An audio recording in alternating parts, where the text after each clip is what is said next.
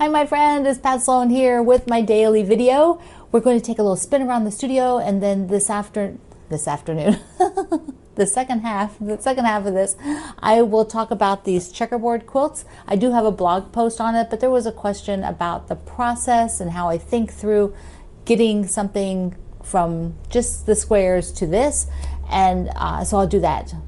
But first, we have to do our challenge or our assignment. That's I could challenge you, but it's more of an assignment from our calendar. Is to write it down. Today is the day to recap if you're tracking projects done. If you are saving photos of them in an album and you haven't saved off anything yet for what you finished in the last amount of time since you did this, today is your day to get up to date. And I know for me, even though I told you yesterday that I had updated my gallery, I realized that there were a few photos that I took because we had some clouds, so I ran out to take a few photos and I didn't get them up there, including like the baby quilt that I showed you yesterday. So those need to go up on my gallery. So I will do those today on my write it down task. All right. The other thing is I want to remind you that tomorrow is Pie Day, meaning mathematical pie, but you know, we have to eat pie. Pie is my favorite dessert. And let me show you, in anticipation of this, I have a pie. There we go. Isn't that pretty? Ta-da! This one is apple. Mostly because Mr. Greg is not fond of cherry. And I could have made a cherry and an apple, but I didn't want to eat a whole pie by myself. It's just not a good thing, considering I'm trying to be a little healthier. So we're going to share apple. But I had to show you, you've got to make a pie and have some pie or get a pie, whatever, for Sunday. Now, speaking of what's coming up in March, since we're in March and you look on your calendar, there is the 20th, March 20th is a very busy day. It is the first official day of spring. It is also International Quilt Day. It's the World Quilt Day. And it's also my dad's birthday, and he and his wife got married on the same day. She should have insisted on a different day for their wedding day so that they could have not had to have it both on the same day, but that's what it is. So the 20th is coming up, and the Fat Quarter Shop is doing a free pattern called World Peace. Peace as in piecing quilts. This quilt is 25 by 25, so on March 20th, I will be sewing this and sharing pictures on my community page, Quilt Along with Pat Sloan, and it's a Saturday. So if you want to sew along, you can go to download this. The link is in the description box, and I will also have it in the pinned comment here. And then I will show this again on Monday when I do the fireside chat. So it's cute. I don't know what fabric, like for those of you who were looking at the Easter egg fabric, the Easter egg hunt fabric, that would be cute. Then you have an Easter quilt. I'm not sure. I might just go through and see what I have. I have some some of that wild Tula Pink line work fabric. So Monday I will show you on the video Monday. I'll decide on something. I'll go look through what I have and see what I'm going to make. You can almost do it like a rainbow too. You could do each one of these sections. So that's kind of a neat idea. I could go for that. I've got another I got another March Hope block. So here's the next one, the one for today.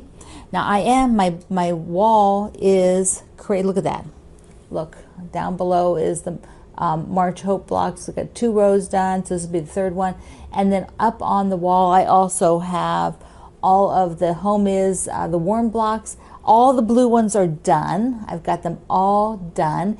And then I sewed the first Charity Serendipity row, and that's pinned up there. So I need to address that wall because I actually need to do 4 more blocks for the blue.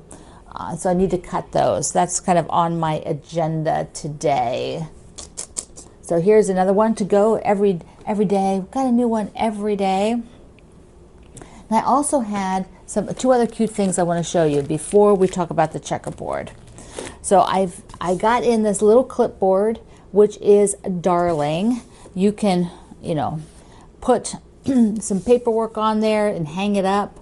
You could put a little block on there that you're working on, or some fabric that you're trying to, you know, keep track of. You can put it on there, and you know, it's a traditional like clipboard, so it's got the hole here that you could just, you know, hang it up. But it's got cute sayings on it, like she believes she could, and handwork. I don't know if they're all exactly the same as this, but it's super cute. So I just had to have it.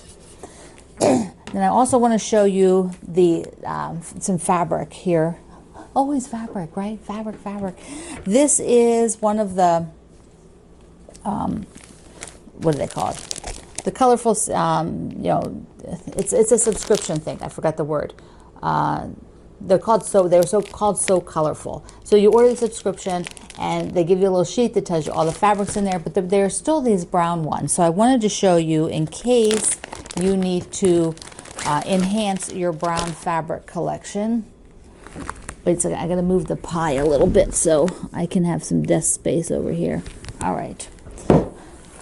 So this brown, I think it's super nice. There's a lot of really yummy shades in here, from the super dark chocolate, come down. And so there's a scale. This is all custom mix of fabrics from the Fat Quarter website. So it's not one fabric line. So you've got these dark chocolates in two different prints. There's it's got a little tiny yellow dot on that one. And then there's a little bit more of a berry feel on here. I like these. I needed some good browns, so this was excellent timing. Sort of like, these remind me of fall colors. This is like the mums and dots. Look at the dots. That's cute. This is, I think, the Folklore line, which is really, it's not as dark a brown, so it's more of a medium chocolate, like a milk chocolate.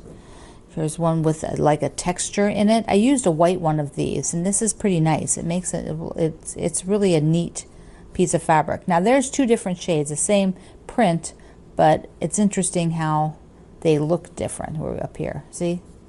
Two totally different shades of brown. There's one with some little green floral on it. That's the Folklore, with the peach and the white flowers, a stripe. Make sure your eyes wiggle, and a geometric. Whoop, here's a couple more. And then the light tan with some dots, little flowers, and a nice yummy basic beige background. So these were, this one is still available. There's still a few of those left.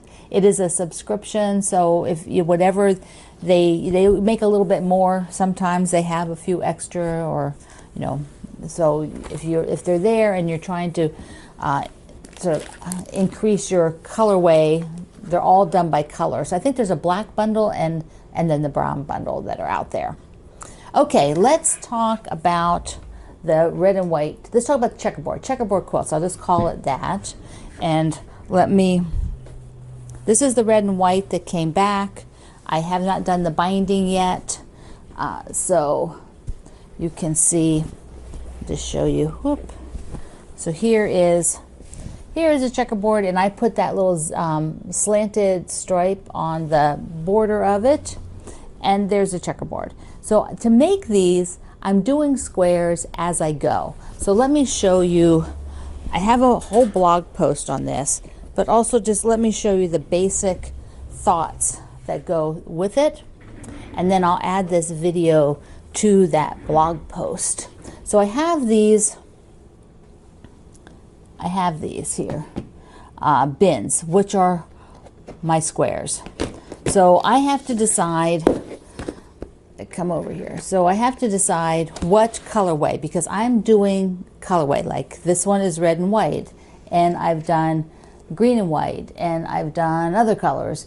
We did one with which were all sort of like light green, light aqua, and white, and a little bit of pink, you know, so it's like sort of sea glass. But generally I'm doing them as two colors. A color being very loose. It could be all shades of like red, and the whites can have pattern in them. But first I have to see, like, what do I have a lot of? So in here for this one, these are all 2.5 inch squares. This is these plastic shoebox size. So these are all blue and these are all aqua. I have a bit more aqua than I do blue.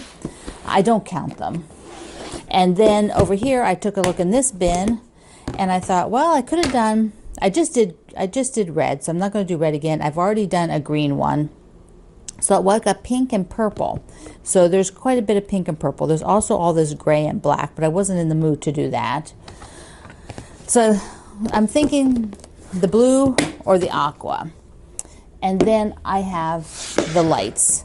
This whole bin, this shoebox, is lights. And then I have orange and yellow, and these are kind of yellow and brown. So all of these stacks are shades of white. You know, some have like not much white. I could put that in the red.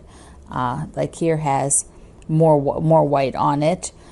You know, I'm not like this piece here. I call that white, but most of them are going to be more white. You know, like this. Now I am sewing these as I'm doing other work, and so the method I use is to sew 2 at a time. So basically, I have a stack of, like, let's say I have a stack of the blue and white. You know, so I have these two, a stack on top of my machine of blue and a stack of the white. And as I'm doing things, as I start sewing for a project like, you know, one of these blocks, I will run these 2 squares through, and then when I end, I will run 2 squares through. And so eventually you get like a whole bunch of these blocks, you know, these twosies. At some point I start adding a third one to it. You know, I will do a bunch of these and then I'll get ready to start adding a third square. So I will have units of 3, and I need units of 3 with dark on the ends and units of 3 with dark in the middle, because those have to go together to make, you know, this is like a 9 patch, so there's 9 squares, three of those rows, 1, 2, 3 of these rows. Now there is one thing you need to think about, because you can't just make all of them like this, because when they connect to each other you would have dark to dark. So you have to make some in this direction with 5 dark pieces, and then you have to make some with 5 light pieces. So here's the opposite. So 1, 2, 3, 4, 5, the light pieces.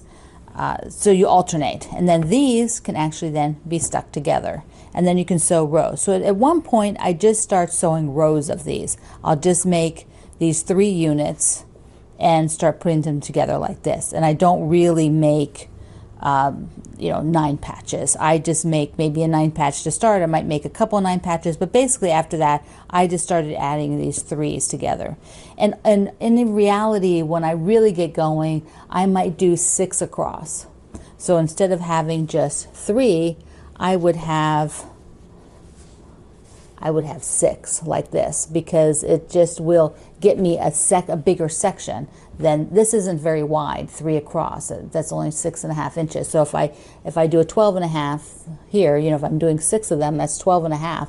So that gives me a nice wide section. So I basically will build these strips down, and that is how I approach making one of these checkerboards. So I hope that helps.